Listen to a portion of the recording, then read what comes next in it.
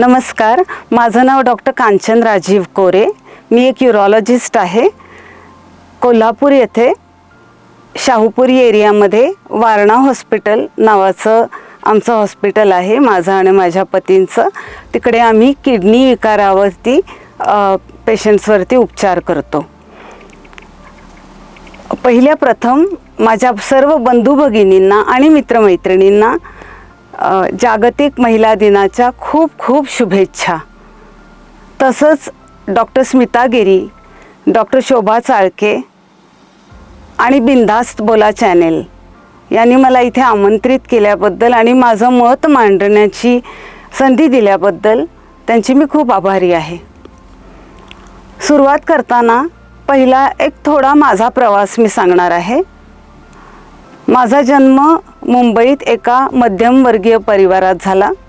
घरामध्ये शैक्षणिक वातावरण होतं. सुदैवाने मला बालमोहन विद्यामंदिरसारख्या उत्कृष्ट शाळेत शिक्षण घेण्याची संधी मिळाली. तिथे उत्तम दर्जाचं शिक्षण, संस्कृती, संस्कार आणि सामाजिक बांधिलकी हे सर्व आम्हाला दिलं गेलं आणि ती शिदोरी घेऊन आम्ही पुढे गेलो. 11वी-12वी रुईया महाविद्यालयात केल्यानंतर ग्रँट मेडिकल कॉलेज मुंबई इथे मी MBBSसाठी ॲडमिशन घेतली. MBBS झाल्यानंतर त्याच कॉलेजमध्ये मी सर्जरी या विषयामध्ये MS केलं. या दरम्यानच मला माझे पती डॉक्टर राजीव कोरे भेटले आणि आमचा प्रेमविवाह झाला. MS झाल्यानंतर आम्ही दोघांनी ठरवलं होतं की उच्च शिक्षणासाठी परदेशी जायचं.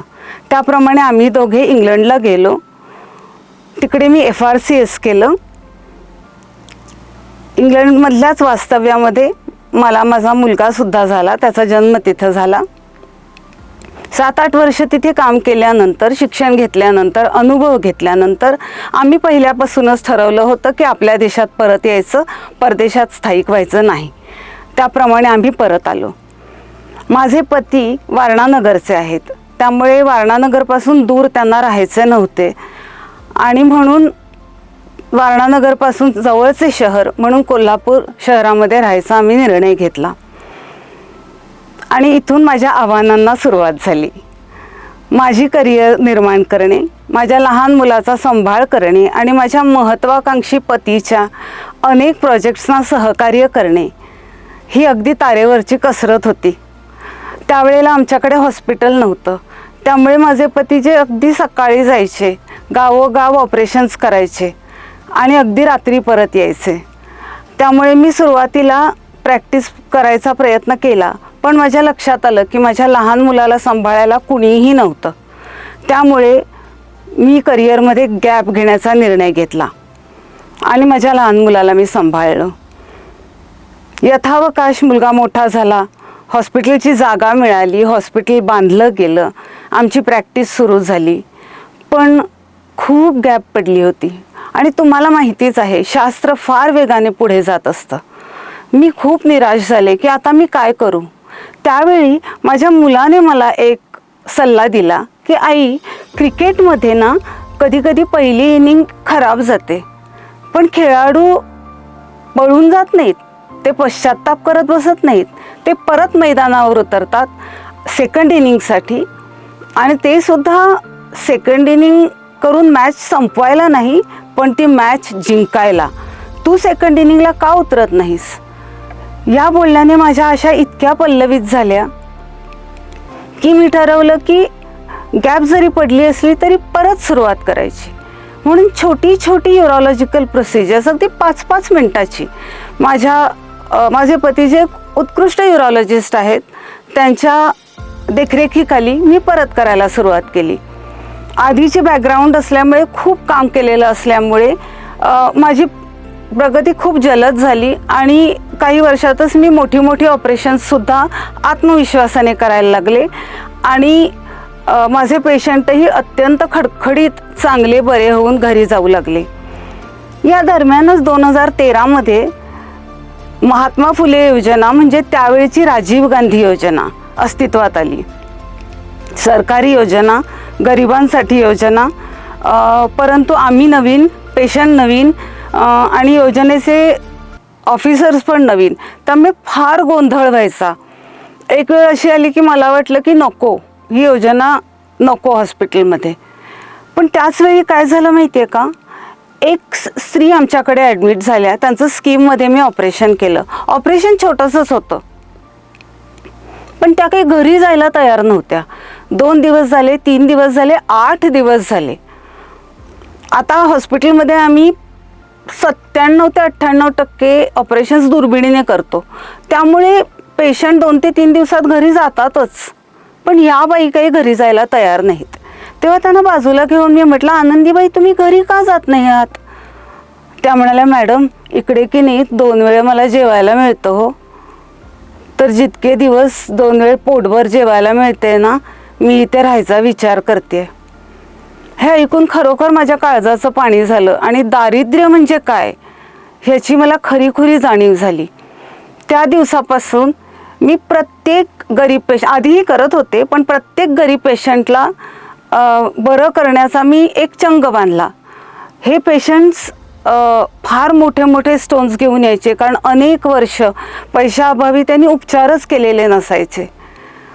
त्यांच्या ऑपरेशन्स त्यांची क्लिष्ट असायची, पण माझं सगळं नैपुण्य पणाला लावून मी त्यांना बरं करायची. आणि देवाच्या कृपेने माझे बहुतेक सर्व पेशंट्स पूर्ण स्टोन क्लिअर करून घरी गेले.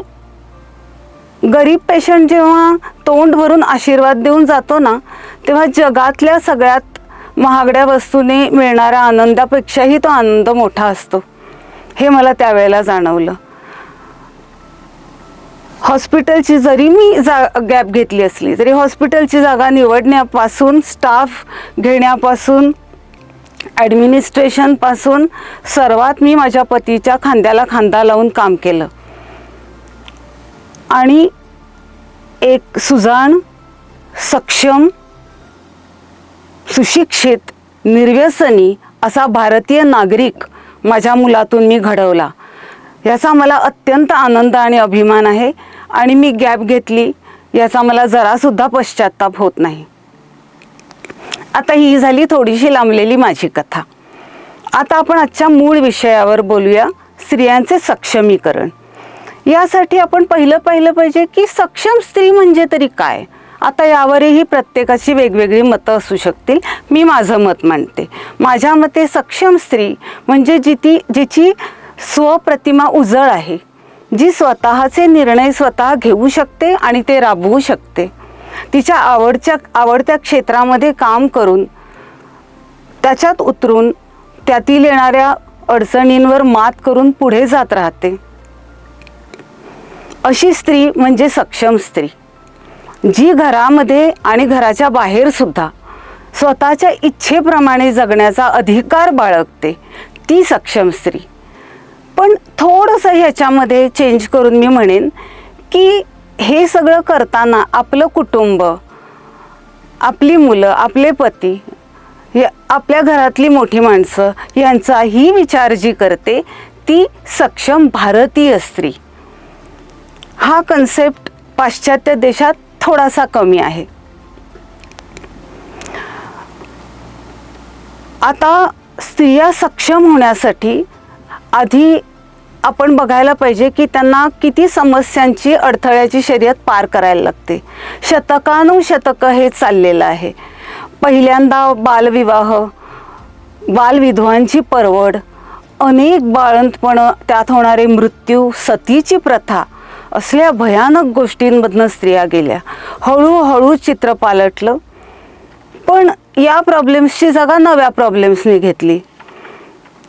घरगुती हिंसाचार, हुंडाबळी अशा गोष्टी सुरू झाल्या. एखाद्या बाईच्या प्रेमातच पडलं आणि आपली पहिली बायको आणि मुलं ह्यांना वाऱ्यावर सोडून दिलं, त्यांचं काय होईल ते हो. या गोष्टी सर्रास सुरू झाल्या. सरकारने घेतलेल्या कठोर पावलांमुळे यावर काही प्रमाणात आळा बसला. पण काही कायदे ना कागदावरच राहिले. तर तुम्ही मला सांगा की तुम्ही हुंडा घेतला नाही, पण घरी आल्यानंतर त्या मुलीला तुझ्या आईने हे दिलं नाही, वडिलांनी हे दिलं नाही, तिचा शारीरिक मानसिक छळ करून जर तुम्ही तिला आत्महत्येला प्रवृत्त केलं तर तो हुंडाबळीच नाही का? बालविवाहसुद्धा आपल्या देशात अजूनही चालू आहेत. हळूहळू सर्वांनी मिळून ह्या प्रथा बंद करण्याची वेळ आलेली आहे. ग्रामीण भागामध्ये, शहरातल्या काही गटांमध्ये आणि काही सामाजिक गटांमध्ये स्त्रियांना अजूनही अजिबात स्वातंत्र्य नाही. पुरुष म्हणतील ती पूर्व दिशा, नवरा सगळे निर्णय घेणार. ग्रामीण भागात तर त्यांना शारीरिकदृष्ट्या कठीण कामं, मैलोन मैलावर जाऊन हंड्यातनं पाणी डोक्यावरून कमरेवर घेऊन किती फेऱ्या मारतात देवाला ठाऊक. काही दिवसांनी 9-10 वर्षाच्या मुलीसुद्धा दिसतात. पण पुरुष आणि मुलगे मात्र अभावानेच दिसतात. त्यानंतर शेतात काम करणं, जनावरांचं दूध काढणं, गोठा साफ करणं, स्वयंपाक करणं, सगळ्यांचे कपडे धुणं आणि एवढं सगळं करून सुद्धा तिला अर्थार्जन तर नाहीच, पण साधा सन्मान सुद्धा मिळत नाही. शहरातल्या बायका गेले 2 पिढ्या अर्थार्जन करत आहेत, त्यामुळे त्या मानाने सक्षम आहेत. ग्रामीण भागात NGOs, सरकारने केलेल्या योजना ह्याच्यामुळे आपण मुली नर्सिंगला जाताना बघतोय, बँक्समध्ये काम करताना बघतोय, काही वेळा त्या PSI झालेल्या बघतोय, MPSC सारख्या परीक्षासुद्धा पार करून पुढे जाताना बघतोय. शहरातील मुलींना लहानपणापासूनच उत्तम शिक्षण, करिअर निवडीचे स्वातंत्र्य, जोडीदार निवडीचे स्वातंत्र्य असं बरंच स्वातंत्र्य मिळाल्यामुळे डॉक्टर, शास्त्रज्ञ, आर्किटेक्ट, CEO म्हणजे मुख्य कार्यकारी संचालिका ज्याला आपण म्हणू शकतो मोठ्या कंपन्यांच्या, चार्टर्ड अकाउंटंट्स, अशा अनेक उच्चपदी खूप महिला आपल्याला दिसतात. पण याचा अर्थ असा नाही की आपल्या व्याख्याप्रमाणे त्या सगळ्या सक्षम आहेत. त्यांच्यातही काही बायका अशा आहेत की ज्यांना घरगुती हिंसाचार, ज्याला डोमेस्टिक व्हायलन्स आपण म्हणतो, व्यसनी किंवा बाहेरख्याली पती, घरात अजिबात बायकोला किंमत न देणारे इवन या स्तरामधले पती, किंवा मुलं बाळं सांभाळून तुझी मोठी करिअर काय करायची ती तू कर अशा अशक्य कोटीतल्या काहीतरी अटी घालणारे पती. आणि बदनामीच्या भीतीला असेल, घटस्फोट झाला तर नवरा जास्त ताकदवान आहे म्हणून मुलं गमावण्याच्या भीतीने असेल, या बायकासुद्धा अनेक वर्ष हे अत्याचार सहन करतात. परंतु ग्रामीण भागापेक्षा त्यांना निश्चितपणे जास्त सपोर्ट आहे, याबद्दल काही वाद नाही. आता हे आपण प्रॉब्लेम्स बघितले. आज सबलीकरण दिवस, मग आता आपण सोल्युशन्स बघूया, या समस्यांचं निवारण करूया.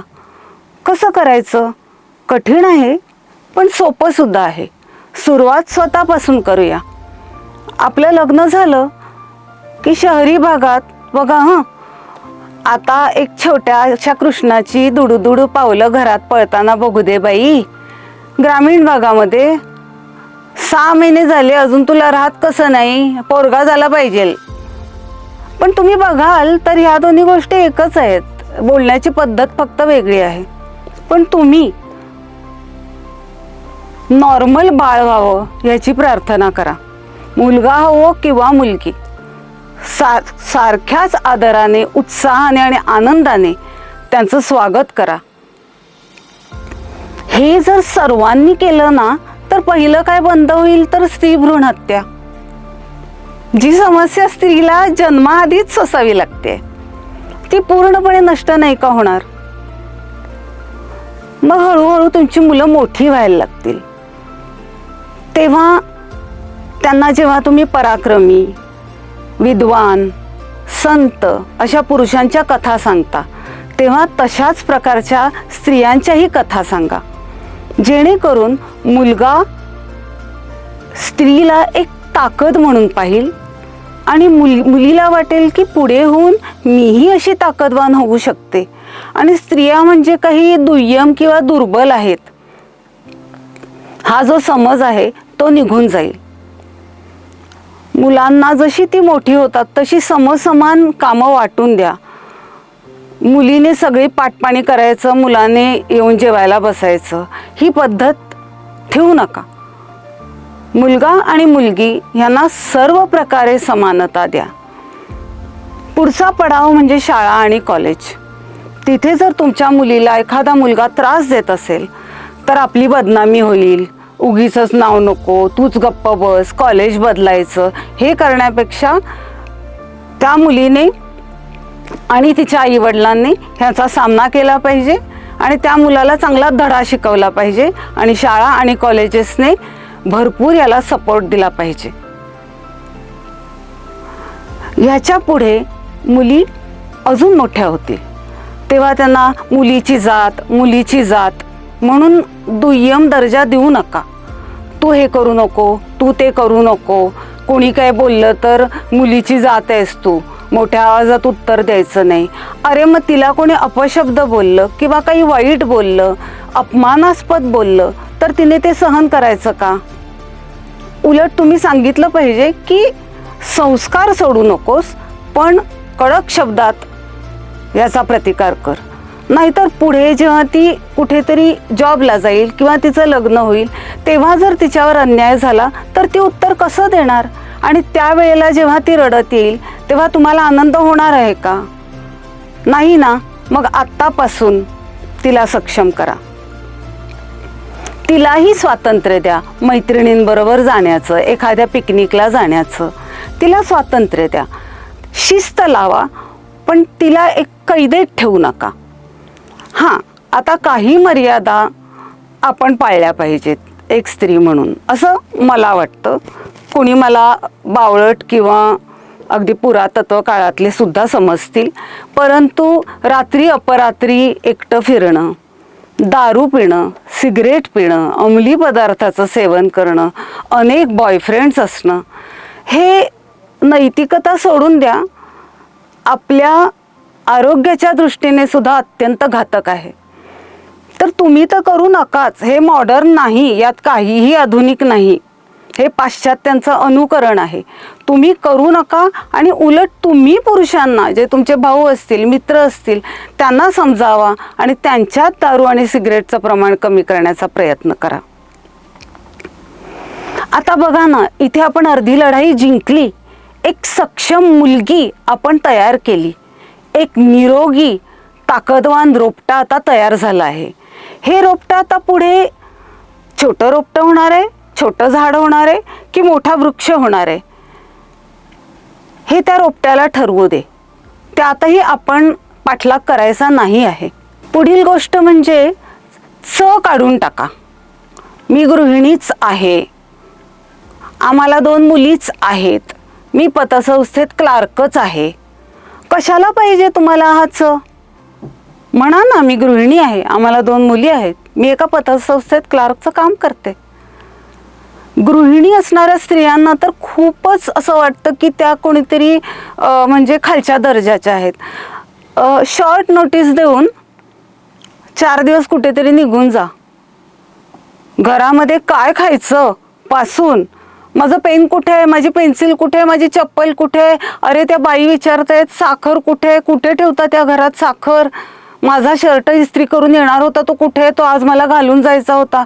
दाणा दाण उडेल. लक्षात ठेवा की त्या वर्तुळाचा तुम्ही केंद्रबिंदू आहात, तुम्ही त्या घराचा आधारस्तंभ आहात. तुम्ही हल्लात तर अख्ख्या घराची दाणादाण उडेल. याच्या पुढे स्त्रियांनी काय केलं पाहिजे तर शारीरिक सक्षमता. जी व्यक्ती शारीरिकदृष्ट्या सक्षम नसते ती फारसं काही करू शकत नाही. आणि स्त्रिया यात खूप मागे आहेत आणि यात सर्व स्तरातील स्त्रिया यात सामील आहेत. स्वतःला पौष्टिक आहार आणि नियमित व्यायाम यासाठी वेळ काढलाच पाहिजे. आणि हाच महत्त्वाचा आहे, हाच टाकून देऊ नका. मुलांमुळे वेळ मिळत नाही वगैरे काही नाही. वेळ काढायचा, जायचं आणि स्वतः एक शारीरिकदृष्ट्या सुद्धा सक्षम स्त्री आपल्याला व्हायचं आहे. मानसिकदृष्ट्या सक्षम होताना आपण आणि आपली मुलगा सुद्धा, कारण स्त्रीचं सबलीकरण म्हणजे पुरुषाचं खच्चीकरण नव्हे. निर्णयामध्ये सामील व्हा. यांना विचारून सांगते हे बंद करा. यांनाही विचारा, कारण संसाराचा 50% भाग ते सुद्धा आहेत. पण तुमच्याही मताची हे काही किंमत ठेवतायत हेही तुम्ही बघायला पाहिजे. तुमच्या मुलांना सुद्धा छोट्या छोट्या निर्णयात सामील करून घ्या, तरच पुढे जाऊन त्यांच्यामध्ये निर्णय क्षमता येणार, नाहीतर ती अचानक कशी येणार. तेव्हा तुम्ही शारीरिक आणि मानसिकरित्या सक्षम व्हाल. आता एक अत्यंत महत्त्वाची गोष्ट म्हणजे अर्थकारण. आर्थिकदृष्ट्या स्त्री सक्षम झालीच पाहिजे. तुमचं शिक्षण अर्धवट राहिलं असेल तर ते पूर्ण करा. जे शिक्षण घेणार त्यातून काही अर्थार्जन होण्याचा चान्स असला पाहिजे. आपल्याला नुसते डिग्रीचे कागद नकोत. घरात राहून आता ऑनलाईन फॅसिलिटी आपल्याकडे आहे, किंवा बाहेर जाऊन तुम्ही अर्थार्जन करू शकता. सोनं आणि FD ह्या 2 गुंतवणुकी बऱ्याच स्त्रियांना माहिती असतात. सोनं आणि FD या गुंतवणुकी सगळ्या स्त्रियांना माहिती असतात. परंतु आधुनिक गुंतवणुकी ज्या आहेत, जसं म्युच्युअल फंड्स आहेत, शेअर्स आहेत, त्याची माहिती करून घ्या. मला ना त्यातलं काही समजत नाही, आमचे हे कागद आणतात आणि मी त्याच्यावर सह्या करते. का? तुमच्या पतींना काही एक्स्ट्रा ब्रेन आहे काय जो तुम्हाला नाही आहे? फक्त एक शिकण्याची इच्छा पाहिजे. तुम्ही शिकलं पाहिजे. वेळ लागेल, पण एक ना एक दिवस तुम्ही शिकाल. आणि तुम्हाला जो मिळतो पैसा तो वाढवावा कसा हे तुम्ही बघाल. हे अत्यंत महत्त्वाचं आहे. कारण कुठल्याही कारणामुळे जर तुम्हाला तुमच्या पायावर उभं राहण्याची परिस्थिती तुमच्यावर आली, अर्थार्जनाशिवाय तुम्ही उभं राहूच शकत नाही. दुर्दैवाने समजा तुम्ही एखाद्या अब्युझिव्ह रिलेशनशिपमध्ये असाल, म्हणजे जिथे सतत मानसिक छळ, शारीरिक छळ, किंवा दारुड्या नवरा, कर्जबाजारी सतत करणारा नवरा, मुलांचा छळ करणारा नवरा. एक आता सक्षम स्त्री म्हणून तुम्ही सुधारण्याची संधी द्याल, मदत कराल. पण जर एखादा पॉईंट असा आला की आता नाही, आता ह्याच्या पुढे शक्य नाही, तर तुम्हाला बाहेर पडलंच पाहिजे. आणि तुम्ही बाहेर तेव्हाच पडू शकता जेव्हा तुम्ही आर्थिकदृष्ट्या स्वावलंबी असाल, नाहीतर तुम्हाला ते अशक्य आहे. आता आपण सक्षम झालो, तर आता एक शेवटचा पार्ट म्हणजे आपला समाज, ज्या समाजामध्ये आपण राहतो. आता बघा, स्त्रीचं जे सक्षमीकरण आहे ते का आपण करतोय? कारण काही स्त्रिया दुर्बल आहेत. तर आपण जर त्यांची तुलना चक्रव्यूहात सापडलेल्या अभिमन्यूसारखी केली, तर एक दुर्दैवी सत्य असं आहे की अभिमन्यू स्त्री आहे, पण तिला वेढणारे जे कौरव आहेत ना, त्याच्यातले 50% स्त्रियाच आहेत. तेव्हा आजच्या दिवशी शपथ घ्या की मी कुठल्याही स्त्रीला त्रास देणार नाही, मी कुठल्याही स्त्रीचा छळ करणार नाही, मी कुठल्याही स्त्रीला कधी मारहाण करणार नाही, कुठल्याही स्त्रियांमध्ये मी राजकारण करत बसणार नाही. घरामध्ये आणि बाहेर जेवढं माझ्याच्याने होईल तेव्हा ते प्रत्येक स्त्रीला मी सपोर्ट करेन, मी आधार देईन. आम्ही एकत्र सगळ्या पुढे जाऊ. कारणाशिवाय स्त्रियांमध्ये जी छोट्या छोट्या गोष्टींवरनं भांडणं असतात ती मी बंद करेन. हे लक्षात ठेवा. आता जाता जाता मला तुम्हाला सांगायचं आहे, आपण जिममध्ये जातो की नाही, तेव्हा असे मसल्स असणारे पुरुष किंवा अगदी स्लिम असणाऱ्या स्त्रिया यांचे फोटो लावलेले असतात बघा. ते कशासाठी लावतात? कारण आपण त्यांच्याकडे बघतो आणि म्हणतो मला पण हिच्यासारखं दिसायचं आहे. तसंच तुम्हाला जर एखादी प्रतिमा तुमच्यासमोर पाहिजे असेल ना, तर नऊवारी साडी नेसून, घोड्यावर मान ठोकून, पाठीशी लेकरू बांधून, पण हातात तळपती तलवार घेऊन, मेरी झांसी नहीं दूंगी, म्हणून इंग्रजांवर तुटून पडणारी आणि पारतंत्र्यापेक्षा बलिदान स्वीकारणारी झाशीची राणी लक्ष्मीबाई आठवा. लोक अंगावर कचरा फेकत असताना सुद्धा पाठी न फिरता स्त्री शिक्षणासाठी आयुष्य वेचणाऱ्या सावित्रीबाई फुले आठवा. स्वतःवर अनन्वित अत्याचार झालेले असताना सुद्धा स्त्री आणि पुरुष जे अनाथ होते, ज्यांना कुणी नव्हतं, त्यांना सक्षम करणाऱ्या सिंधुताई सपकाळ आठवा. आणि खरं सांगू का, या सगळ्यात तुझ्यामध्ये आहेत ग, निद्रिस्त आहेत, त्यांना जागव. सरस्वतीची भक्ती घे, दुर्गेची तू शक्ती घे, लक्ष्मीसारखी संपन्न राहा, पार्वतीसारखी साधी राहा. हो आजपासून तू एक सक्षम नारी, शोध आता तुझंच तू अवकाश आणि घे भरारी, घे भरारी. धन्यवाद.